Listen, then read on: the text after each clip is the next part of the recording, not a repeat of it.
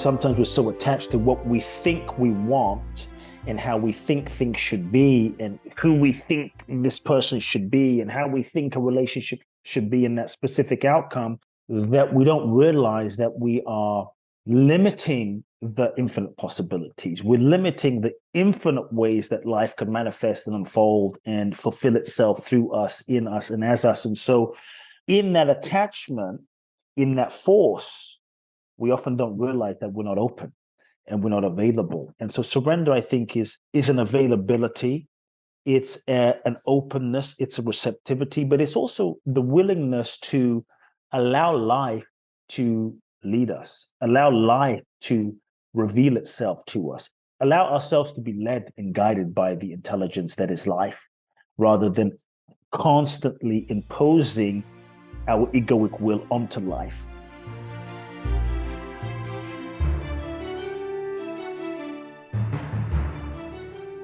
Welcome to the MINDTRX podcast with breakthrough ideas to live your best life possible and how to make it happen. I'm Scheele, and today we'll be talking with Kute Blackson. Kute Blackson is an inspirational speaker, transformational teacher, and author of The Magic of Surrender. He's a member of the Transformational Leadership Council and has spoken at countless events around the world.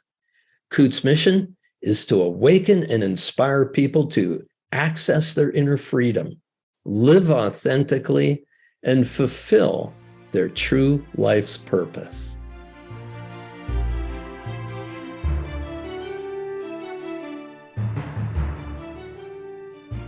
Hello, Kute. Very good to be with you. Thank you. Thanks for having me. Great pleasure. I loved your book on surrender. It was a fun read, lots of great storytelling, powerful ideas, and very inspirational. So thanks for writing it. It looked like it was probably a labor of love, or did you just crank it out over a couple of weeks? I wish. I'm always jealous of the folks that just sit down and the whole thing flows and they love the writing process, because I hate the writing process. So that's something I have to surrender to. No kidding. This was not the book I thought I was going to write. This was not the book I wanted to write. The truth is, I had all sorts of, smart, clever ideas of, like, I sat down one day and I thought, I'm going to write a bestseller. I'm going to write a New York Times bestseller, inspired by Jack and, all the folks. And I thought, I'm going to write a New York Times bestseller. What book would my publishers want? What book does my audience want? What book would people want? What book would, build the brand? And I came up with all of these very clever ideas, probably 50 to 100 ideas of interesting angles, interesting concepts. And the truth is, none of those books, none of those concepts felt authentic. And none of those felt, I couldn't look you in the eyes with total integrity and stand behind it. They would just be nice marketing gimmicks, to be honest. Wonderful. What a cool insight. And what's wonderful about that, I really appreciate you authentically stating that, because such a powerful point is the difference between what's being ego-driven, what's being soul-driven. So, sorry, please complete the story. Yeah, no, and my ego wanted to write these books, and I looked at the books on the bestseller list, and I was like, The Magical Art of Tidying Up, and Subtle Art of Not Giving an F, and I thought, I'm going to create something that's sexy like that. And the only word that was on this like whiteboard that felt aligned with my soul, that I knew when I saw this word, it had a light that was there, was the word surrender. I don't know, writing about surrender, the people want to read about surrender, we run away from surrender. And so I had to look at my resistance, face my own resistance to my own surrendering in life, and surrender to the book that was energetically seeking to be written. Wow, I love that. And it was in that process of surrendering and realizing I can lie to myself if I want. But the truth is, this is where the energy is. If I'm true, this is what I feel is seeking to come through. If I'm honest, this is the book that I felt was seeking to be written through me. And I looked at so much of my life and my childhood and my parents, and it just felt like this is obvious. Like this has been my life. This has been how I was born. This has been how my parents met. This has been, and everything kind of came together. And when I finally said yes, it was like things started flowing. Now, the writing process was still quite challenging and a real labor of love. But as challenging as it was, I was able to move through my own resistances to the creative writing process because I felt it was real. You know, Beautiful.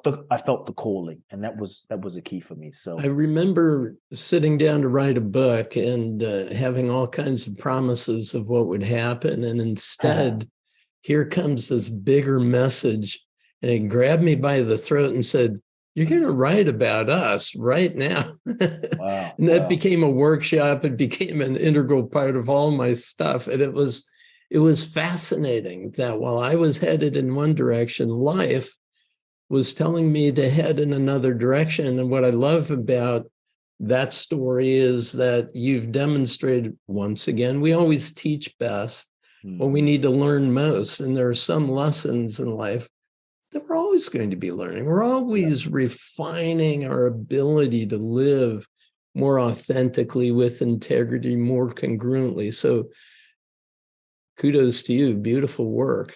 Yeah. It is the work of the soul. And I would like to get into that distinction, this idea of surrendering leading to a significant amount of magic. You said surrender and trust equals magic, control and resistance equals suffering. And the other thing that's really beautiful about that statement, first of all, we're going to need to define surrender, trust, and magic a little bit. But this idea that suffering is the signpost that lets us know that it's time to start surrendering. We'll get to that in just a bit. Give me a little bit more in terms of the definition of trust and surrender. What I've always taught was open mind, open heart, open will, open connection to source. But when we let go of our egoic will to trust source, it is an act of trust and surrender.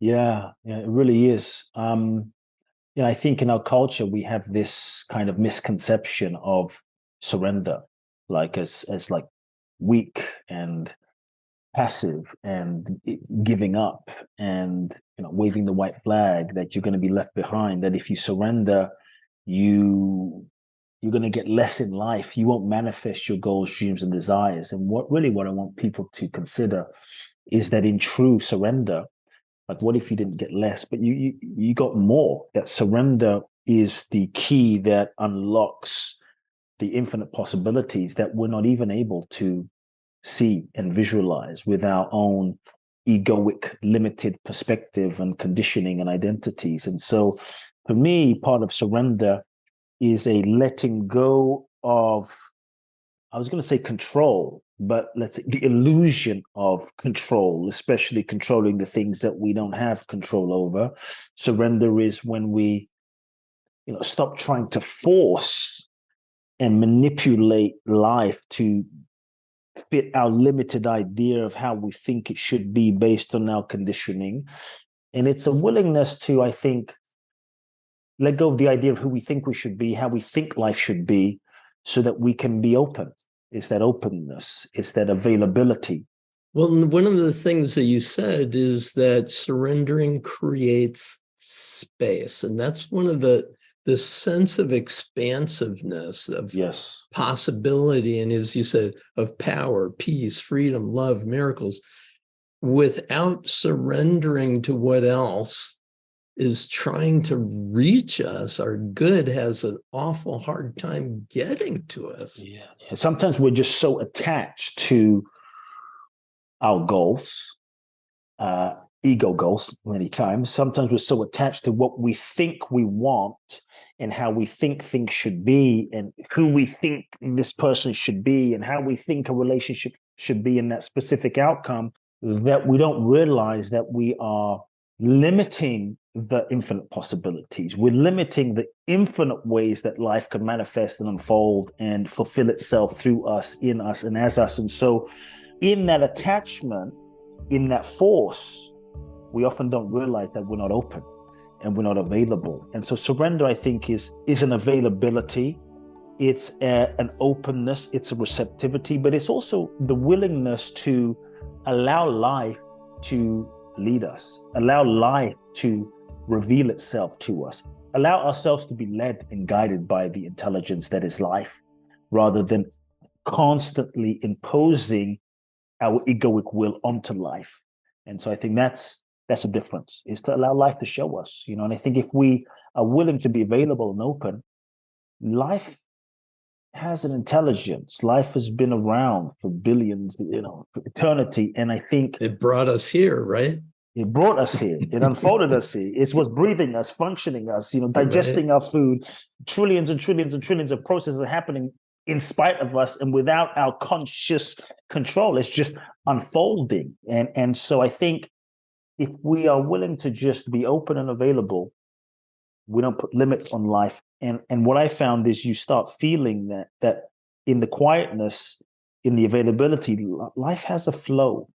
There is a natural flow to life that sometimes feels very subtle, but if we bring ourselves into relationship with that, it has a flow. Like, you start feeling something's moving this way. And that's also going to be one of those good discerning moments that will help us understand the difference between the progress we're making through sheer determination of willpower by trying to predict and control the outcomes of our lives versus really sensing and responding what's more open, what's a little lighter, what's a little freer. Mm-hmm. So I really appreciate the stories that you tell to give your own personal examples, but then also historical figures in the way that they also found what life was trying to do. And, so often, what happens is people you and I work with as clients, they have goals. Yep. They know what they're trying to do, but for some reason, they just keep sabotaging it. Just something's not working. The circumstances aren't right. And a lot of times there is people give up on their goal. And what I've been taught through teachers that I've studied with is that once a goal lands on us, we already have within us what's needed to be able to achieve it. But what we have to do is we have to contact source, or as one teacher said, the pure imaginal realm, that realm of all possibility, and let it tell you how it's going to happen. Not what it is necessarily, but how. There was a great story you told about doing a surrender trip. You just visited your father, you're at the airport, you're going to go on a surrender trip. And the way in which you argued with life over and over and over again was really key. Can you describe some of those insights and how you learned to listen to life? Yeah, you talk about the trip where I just traveled around the world, and I basically showed up in a nutshell without giving the whole story. But I showed up at the airport and I had 7 days, and I just decided to literally not plan anything and see what would happen if for 7 days I just said yes and followed the deep, authentic guidance of my soul. Yeah. And without questioning. Because the many times what I found is the nudging of our soul doesn't always come in a loud siren bell, like turn left, turn right. Sometimes it's just the gentle nudging or the gentle whisper or a small signal, but often we're not paying attention. And so for 7 days, I showed up at LAX, and my mind wanted me to go to a few different locations. but none of them again felt right. And I remember going to the Thai air counter, and I had just come back from Asia. I had just returned from Asia, just done an event in Bali, and 2 days ago just returned. And the last thing I wanted to do was go back to Asia. And all I knew was the nudging, that subtle nudging that was arising from more than my strategy or logic was telling me this direction, which was go back to Asia, get on a plane and go to Thailand. I end up in Thailand, long story short, expecting to get clear, specific direction. And again, I don't have a clear direction, but all I got was a nudging, go to Bali. I ended up in Bali wondering, what the hell am I doing in Bali? I was just in Bali for 2 days walking around. And I went to I was about to go to my favorite restaurant in Bali, Ubud. And the nudging said, no, don't go here. Go to this vegan restaurant. I'm like, I'm not vegan. I don't want to go to a vegan restaurant. But the nudging was there, a subtle sense. I end up in this restaurant. It's full, 2 tables, 1 small table, 1 big table. They put me at the big table. And I'm sitting there going, you know what? I'm not moving until I get some guidance. Like I'm not going to do something. I'm just going to be and allow myself to be led. And it was crazy. In through the door walks a man who I'd given up at this point, but I had been trying to meet 10 years ago for 5 years, trying to track this media mogul down because people said, you got to work together. You got to work with him. You're going to work with him. There's things you have to do. And I had sent him letters. I had harassed his assistants. I had knocked on his office doors. Nothing. I had exhausted my ego's capacity to make it happen. And I gave up. And this was 5, 7, 6 years later. In the middle of the jungle in Bali, in walks this man. All of a sudden. And I'm about to jump up and speak to him. No, just allow. Okay, so I'm just listening. And I think part of surrender is the willingness to listen and be available. So I'm listening. I'm guided not to approach him. All of a sudden, a woman walks up to the table and she says, can I sit here with my friend? I say, sure, it's big enough. Just so happens I was at this big table. And she sits down, she invites a friend. Sure enough, the man who I saw, who I'd been trying to connect with years ago, is her very close friend, sits down. They start talking. She sits on my left, he sits on my right. We struck up a conversation. And he asked me, so what are you doing in Bali? And I say, I'm not exactly sure because I was here 2 days ago and I was guided back and I ended up at this table somehow. And here I am. And we start talking. He opens up, I open up, and he looks at me and he says, look, I need to go now, but we met for a reason. And he says to me, it's God's plan. That's it. We exchange information. And so, life unfolds in the process of living. No, there are a couple of things I really love about this story. One is how incredulous you were. The nudging's putting me where? First of all, that's really important. I was fighting a bit. Yeah, and that was good. I love that about this whole interaction because when we're getting the signal, it's like Moses, right? In front of the burning bush, me? You talking to me? There's no way I'm gonna. You don't know who I am. This is not happening. But then there is a nudge, and you say nudge, and you used 2 words. You said the nudge said to me. Now I want to know. I kind of want to untangle that just a little bit. How does that feel? Yeah. And what does that sound like in you? It's for me. It's a subtle sense. Right. It's a subtle sense. In that sense, and I get that it's going to be different. Yeah, it's going to be different for everyone. Person, but it was a subtle sense that I wasn't making up. It wasn't oh, I really want this thing to happen. It was I actually don't want this thing to happen, but I feel something taking this path, going right. I actually want to go left. Was it a sense of expansion and contraction? What is it? It was a sense in the body. Yeah. A sensation in the body. And, like if you're standing in a stream and it's flowing in a direction, it kind of felt like that.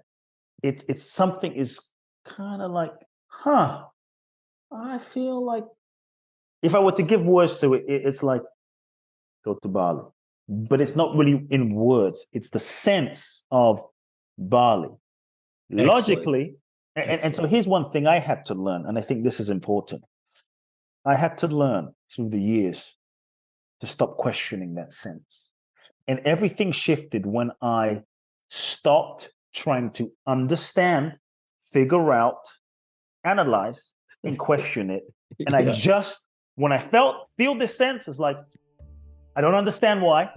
Many times what you're guided to do won't make sense to your mind because it's not arising from the mind. It's arising from that infinite dimension of possibilities. Yeah. And I would just invite people, follow it. Don't question. Turn left. I just turn left. Turn right. I just turn right.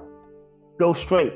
Just go straight. Pick up the phone. Call Paul. Pick up the phone. Call Paul. Because I think often we end up blocking that flow in the constant need to understand and the need to know, which is another form of control, ego's strategy of control. And so I think when things will often end up making sense after the fact, after the manifestation. Right. Hindsight. Yep. Super easy to see. Well, this was the only way it could have happened. When we're in the middle of it, right? Standing and turning and trying to move upstream feels different than taking a step downstream. What I wonder is, what is the practice for you of being able to listen to those subtle messages, to feel those subtler nudges, and what would you offer to our listeners of what they could do as a practice? Yeah, I would just first tell people, like, you don't have to know where you're going in order to get to exactly where you need to be, and trust that there's something inside of you that knows. There's something inside of you that is intelligent, that knows, and so embrace the unknown, because I think when you live your life from that place, your manifestation is not limited to your experience, your past, your personality, your conditioning. You're stepping into a way of creating that is open, is available. Yeah. One practice is just sitting and asking a question, like, what is it that life is seeking to express through me? Nice. And just sitting with that. Not even asking, well, what do I want? I mean, that's one level of a question. But many times we ask that question, the answer comes from the level of the mind. The mind itself is conditioned. And sometimes we get what we thought we wanted, only to realize that what we thought we wanted is just what we thought we wanted versus who we thought we were. And sometimes the goals can be a projection of unmet needs. And so and there is a neediness in that word, want. Wanting, right? Yes. And so just even asking the question of, okay, what is life? What is the divine? What is God? What is my soul? What is the universe? What is life seeking to express through me? And what is the deepest impulse of what life is seeking to express? And for me, just sitting with the question and becoming still and making myself just available. In that availability, listening. In that availability, just listening. And I found that to be really, as a practice, really helpful. Listening and feeling.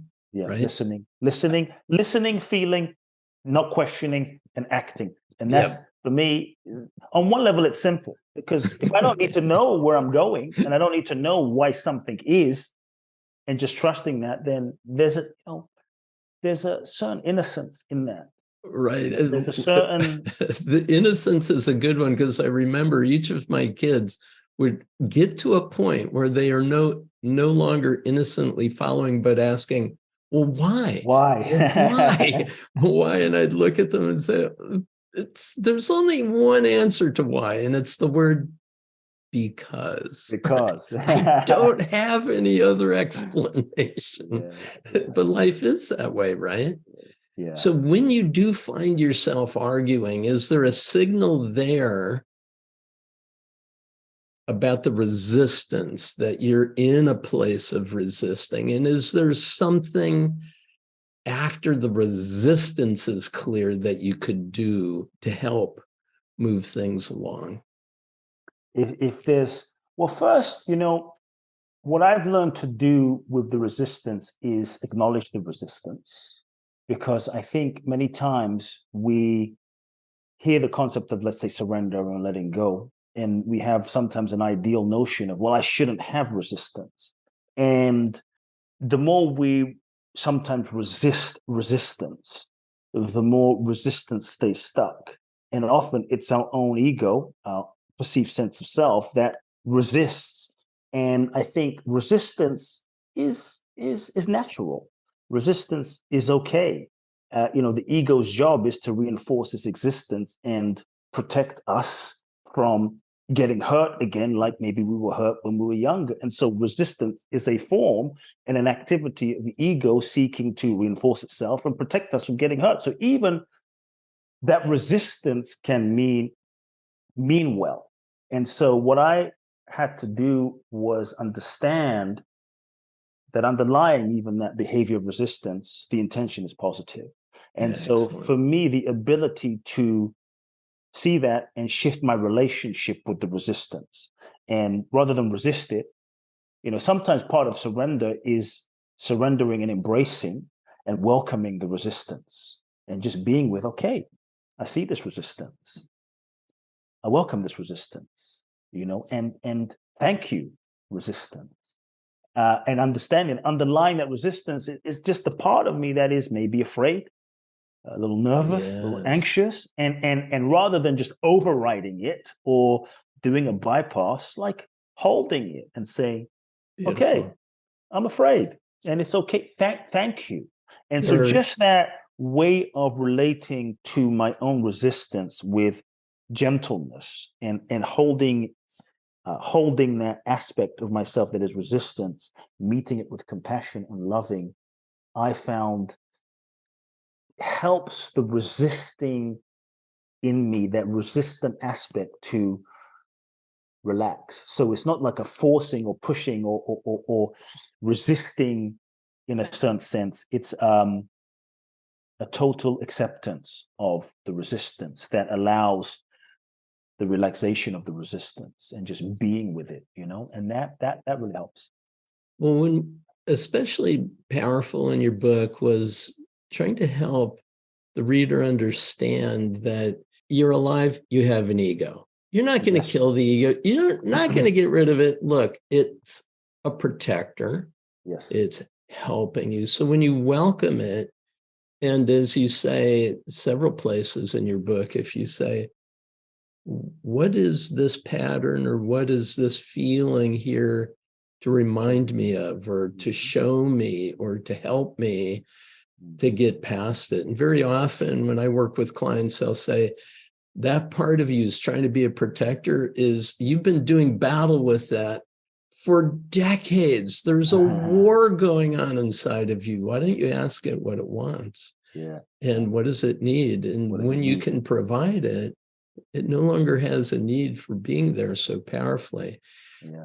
You go on to talk about story. If you woke up in a hospital room and you had no memory and someone came and told you everything about your life, what was the one thing you would know? Is that I exist. Everything else is a story. So if you could talk about why it's so important for our growth and development to a higher level, that we try to unravel some of those stories that may have us, instead of recognizing this is a story that I have. Yeah, I think when we're locked in our personas and identities and roles and stories, we're limited. And we really believe ourselves to be with the role, the story. We really believe ourselves to be that persona. And the degree to which we are conditioned inside of that is the degree to which we are not free. The degree to which we're conditioned inside of that and believe those stories, we live in a prison of that limitation, that we actually don't have free will to choose. We're just repeating the same dynamics, repeating the same stories, repeating the same actions based on the sense of identification. And so I think why it's important is the ability to free ourselves, the ability to connect more deeply with who we truly are, with our authentic nature, with our truth, with our authentic feelings. And as we connect with who we truly are versus the limitation of our stories and conditioning, then we have the ability to really be present in the moment, the ability to really be in the moment and meet the moment fully and freshly versus projecting onto the moment the past stories and the past conditioning. And so I think it's important for us to be free. The freedom aspect is really key, you know. One of the distinctions you're making here right now is that when somebody is saying, well, the reason I don't want to be my authentic self is because my authentic self is unworthy. And it's difficult for someone to see that, no. Your authentic self is magnificent. There's greatness in you. There's purpose. There's presence. There's divine nature in you. But because they don't recognize that their sense of unworthiness is a story, how do you get underneath that? Now, I saw it over and over again in the stories you told of working with clients. So I think the reader of the book is going to get a hint of that. Yeah. But if you could help explain how to get underneath the story enough to see whatever you think about yourself as being less than, insufficient in some way, unworthy in some way, to see that your true essence is magnificent. Yeah. Look, I think our true essence it's always been. If you look at a child, I think we were all born whole, perfect, and complete. If you look at a child, the child is free. We were all in touch with that. It's how we incarnated into this existence. We were free. We didn't have so much of a story about ourselves. We would sing, run naked. You know, we didn't have the story that I'm not enough and I'm not beautiful and I'm not lovable. Maybe as children, we incarnated in this human experience. We met our parents, and based on the experience with our parents, maybe dad was an alcoholic, maybe mom, was unable to meet our emotional needs. Maybe mom or dad left, and based on the experiences that occurred, let's say dad left. So we made up a certain meaning, an interpretation of that experience to mean I'm not lovable. I'm not worthy of love. If I was worthy of love, he wouldn't have left. And that was a meaning. It's not necessarily reality, but that was a meaning that we made up in that moment, being very young, having limited understanding of perception and ability to determine reality. That was a meaning we may have made up often unconsciously based on that moment to try to make sense of the world that we held on to, didn't even think about, but it became so ingrained as a story inside of ourselves that as far as we knew in that moment at that young age, it was reality. I'm not enough. I'm not lovable. I'm not worthy. And then now, mind goes about finding evidence of that wherever we turn, right? Then we go into our life, looking through that perceptual lens and filter, believing this is who we are. I'm not worthy. And so based on that, we resonate, we vibrate in our body, nervous system, our mind, our subconscious, seeking, attracting, being attracted to people that can prove that story to be true based on our type, what we're attracted to, who we want to be with, we want to spend time with. And as you mentioned, now we get to say, see, it's true. I'm not worthy because Paul left me. Kute didn't love me. Kute didn't call me back. And so then that story and identity gets even more reinforced for us as we collect more evidence based on our limited story. And so what we have to really be willing to do is question those stories. Okay. The challenge is most of the time we don't question those stories, because we think those stories are reality. Like, I'm actually not lovable. And so, I think we have to be willing to question those stories and ask ourselves, well, is that fact? And is it true? Like, here is a cup. This is a cup, the white cup. It's here. This is, to a degree, a fact. But if I were to ask someone listening, can you show me unlovable? Like unlovable is not a fact. Like, I'm a man, it's a fact. But unlovable is not a fact. It is a story. It's a perception. And so I think we have to be willing to question ourselves. Yeah. Is this true? Is it a fact? Is it real? But the stories often get so ingrained as an identity that it feels real, but it's not. But I think for our own sense of identity, our own sense of ego, ego being that what we perceive ourselves to be, that we hold on to for a sense of safety, security, right? It can be actually scary, I think, to change. It can be a little scary to question ourselves, because if we believe ourselves to be not enough, and that's who we believe ourselves to be, to actually question, is that true? Is that what I really am? No, it's who I am. I'm not enough. And I have so much evidence based on that, that at least I know myself to be that. And even though it's painful, at least I'm safe in that knowing, even though it causes me suffering, at least I know this is what I am. And at least I know the suffering that causes is, to a degree, as crazy as it sounds, manageable. And so to actually question who we believe ourselves to be for our ego can feel like a death. And that's often why we resist even, I think, changing and resist questioning the stories and the beliefs, because it's scary to die, so to speak, to who we believe ourselves to be. Yes, I love that. And le petit mort, the orgasm, is that little death. Or in meditation, my teacher always said that when you practice meditation, you're practicing the moment of your own death, because you're saying, whatever lens I've been looking through is now over here, and you're just being. You're in a state of being. And that's the one thing we can absolutely know. Yes. We exist. Yep. I am. We exist. And everything that you follow that I am with could be another story. And as long as that is the case, why not say, I am joy, I am peace, I am lovable? And to ask the question, why am I enough? Why am I so sufficient? Why am I so lovable? And then begin collecting evidence for that. Powerful way to get underneath it. Now, this is a key piece in what you're talking about in the magic of surrender. Magic is the nature of the miraculous life that we are leading.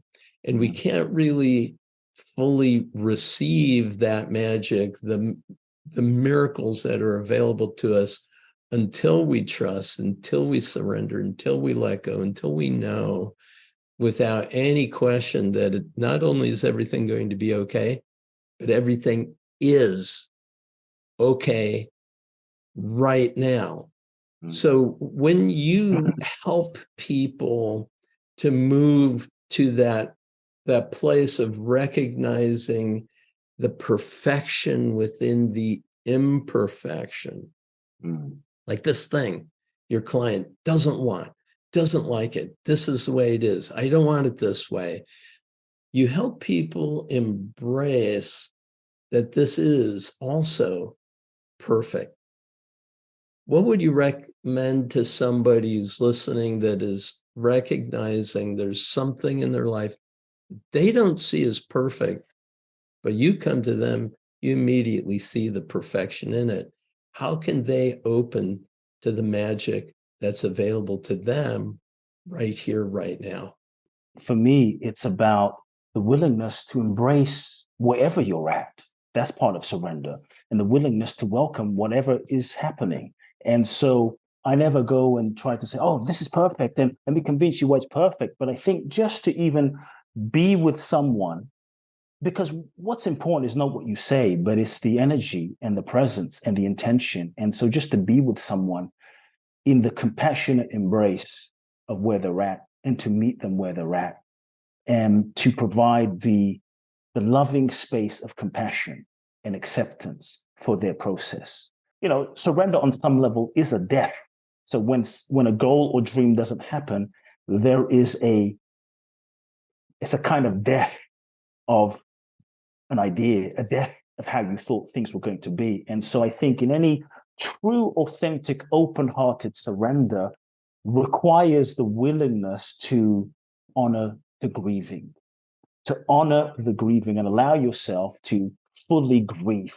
And I think one of the reasons we're not able to truly let go is because maybe we're trying to get to the perfection too quickly, which can even be a spiritual bypass of everything's God, everything's perfect, everything. And so I think it's about allowing ourselves to honor our humanity and grieve the loss, grieve the thing not working out, grieve the frustration, the pain, the heartbreak, and honor that and allow those feelings to move through. And I think once we do that and we're able to let go, not from the mind, we're able to release some of that pain and the resistance as well. And I think in that true grieving process, we're able to naturally come to a place of openness and availability to the next step. But sometimes we won't be able to see the perfection of why something isn't so while we're in it, because from the perspective of the ego, what might seem like a disaster from the lens of the soul is a perfect unfolding. But when we're in it, we're not able to see it, And so I think often it's after the fact that we're able to see it. And so I think it's okay to honor the process we're in, to allow ourselves the process of grieving so that we can authentically come out the other side. And so I think one of the, to me, acceptance of something, it is what it is not true surrender. You can accept what something is, okay, this is what it is. This didn't work out. But that doesn't mean you've truly let it go. That doesn't mean your heart is truly open. Surrender is the open-hearted embrace, and participation of what is happening.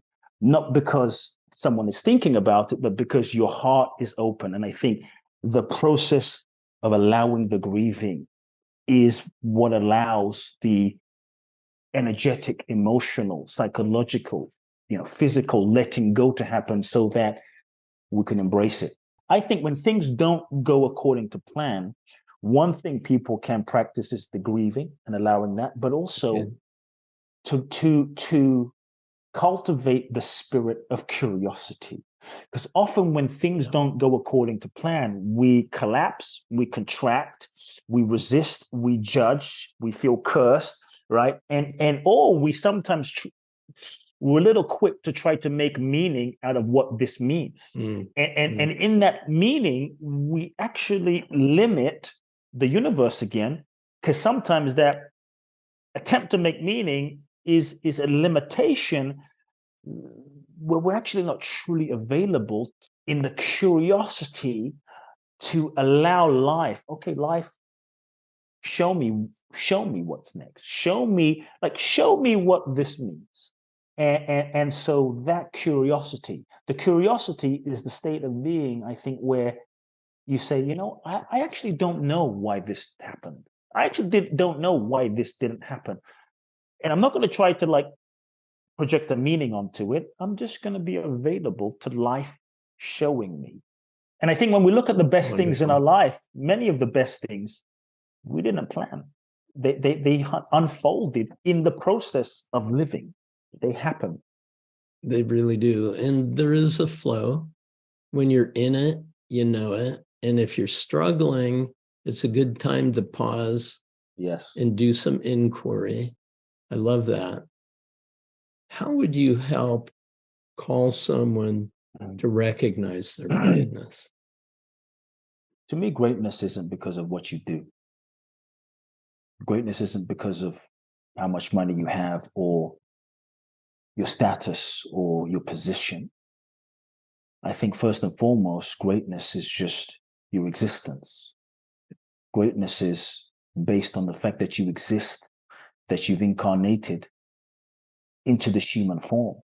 And what we are essentially beyond this physical body is consciousness, divine essence. And to me, that essential nature of what we are, which we often forget, that is great. You know, what is living and breathing us? Like, what is living and breathing us? An energy, whatever label, God, divine energy, I don't care what people call it, but there is something that is listening, and there's something that is looking out of those eyes, and something that is listening to this conversation, and there is that which is functioning trillions and trillions and trillions of processes inside of each and every one of us right now. That is great. You know, as human beings, we all have a story. And we have all, as human beings, been through trauma and pain and dysfunction and challenges with our parents. And many of us, you know, listening right now, many of us shouldn't even be here. Many of us, we've been through so much stuff. The fact that we can wake up and function and smile and be kind and care, let alone reach for the light, let alone reach for that next level, is in and of itself a miracle. And so I think sometimes we forget, you know, the amazingness of our human spirit and the amazingness of what we are. And so nice. To be human, you know, with all of its risks and heartbreaks and death and pain and challenges and, you know, vulnerabilities of what it is to be human and to live with it like a heart open. I mean, it's risky, man. And so the fact that we are here alive and we show up every day and we try, to me, this is great. Yay. Yeah.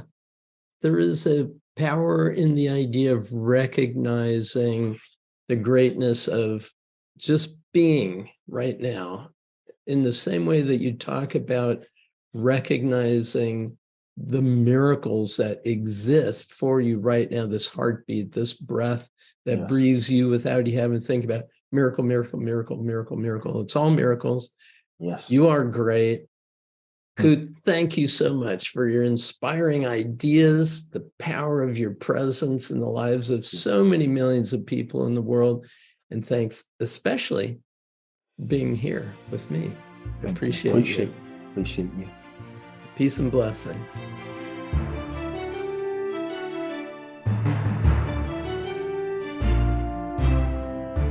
I hope you enjoyed our conversation with Kute Blackson. You can learn more about Kute at kuteblackson.com. That's KUTEBLACKSON.com. And now in the second part of the podcast, it's just you and me. I'll tell you how to use the Paraliminal sessions in the MINDTRX app to easily handle obstacles and move toward the success you want. If you're new to the relaxing Paraliminal audio sessions, they use breakthrough technologies to activate your whole mind in only 20 minutes to help improve any area of your life. Let's get going.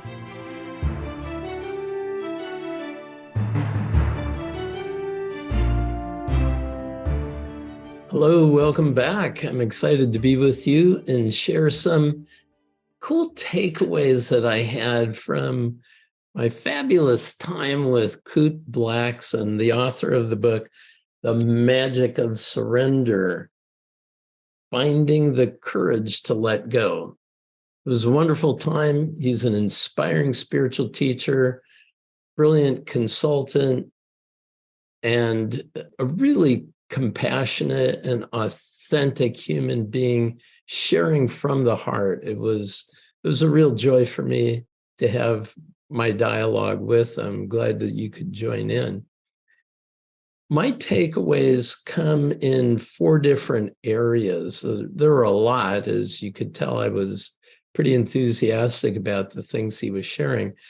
But the 4 that I'd like to talk about are surrender, getting beyond the need for control, getting into the flow of life, and then the concept of greatness.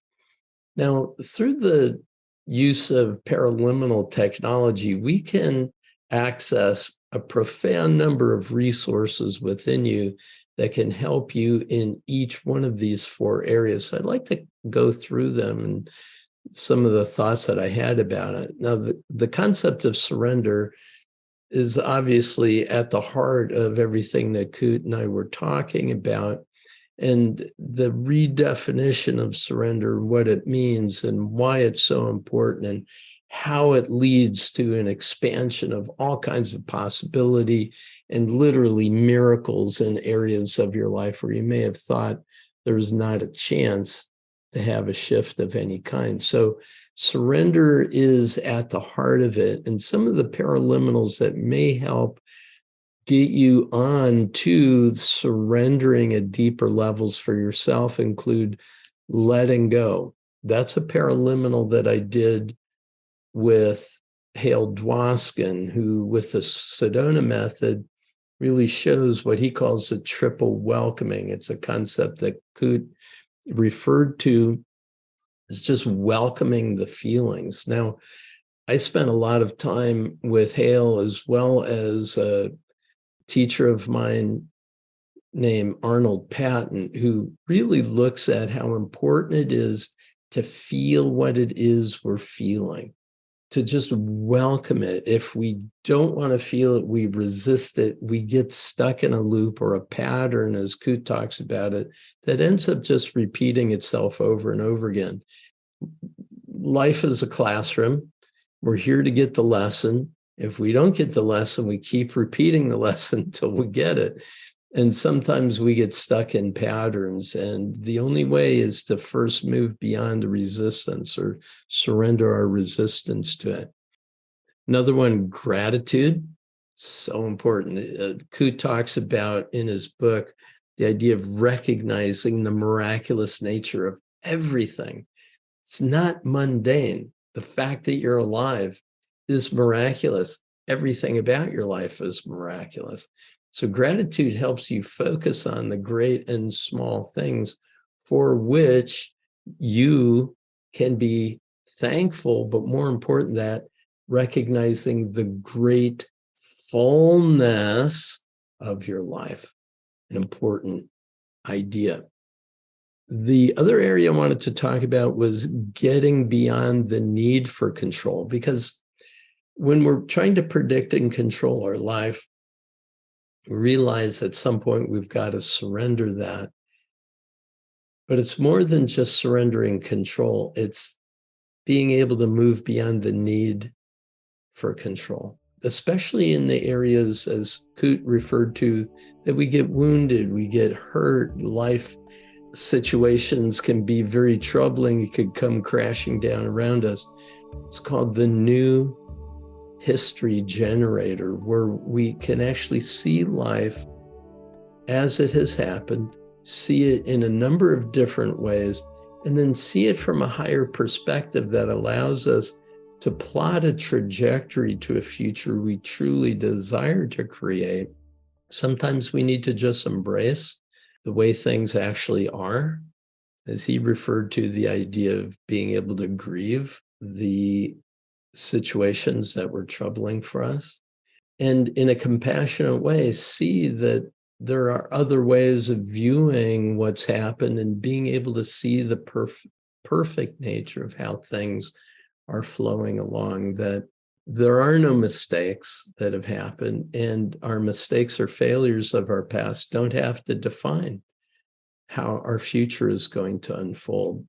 So new history generator is cool. On the second session, the B session of that is called the mental review of each day. So you can get in touch with what worked, what didn't, how you'd like it to go. So on a daily basis, we're trying to live in a day-tight compartment. This day is complete. Now we're living this day. And when this day is complete, we can be finished with it and move on to what's trying to emerge as your highest expression in this life. That gets us to the flow of life. I had mentioned the intuition earlier, the idea of being in touch with our intuition. And when we are flowing with our intuition, things flow more effectively. As Kute talked about that nudge. Wow. What does your nudge look, sound, or feel like? What does it sound like when he said, I felt the nudge, like there is a flow of a river, and if I turn this way, it's easier. When I turn that way, it seems to be more struggle. Intuition Amplifier can help you identify how that subtle communication takes place and assist you in getting into the flow of life. And the final area is this idea of greatness. He referred to it quite a bit. Greatness, in my estimation, has a number of important components to it. And if you can accept Kute's proposition that by the very nature of your existence, there is greatness, who you are at your essence, the fact that you're alive, that you made it into this expression. You are here to deliver gifts and talents into the world. And to really help reinforce this idea or open you to this idea, if you don't believe it, self-love Paraliminal tops the list. It's so cool. Finding yourself, which really helps you get in touch with that divine nature, that purpose that you're born into life to live into. Self-actualization, which is to transcend your stories about insufficiency and to recognize not only are you, by nature of the fact that you're listening to me and participating right now, you are a self-actualizing individual. You're also really transcending. You are a self-transcendent individual, moving beyond the limitations of the world that has raised you up until now and stepping into the greatness that is yours to express. I hope that you go out and seek and create the miracles and abundance that is available to you as you let go, as you surrender. You find the courage within you to do so. You'll be opening the floodgates of the universe's great gifts to you. Peace and blessings. All the best. Bye for now.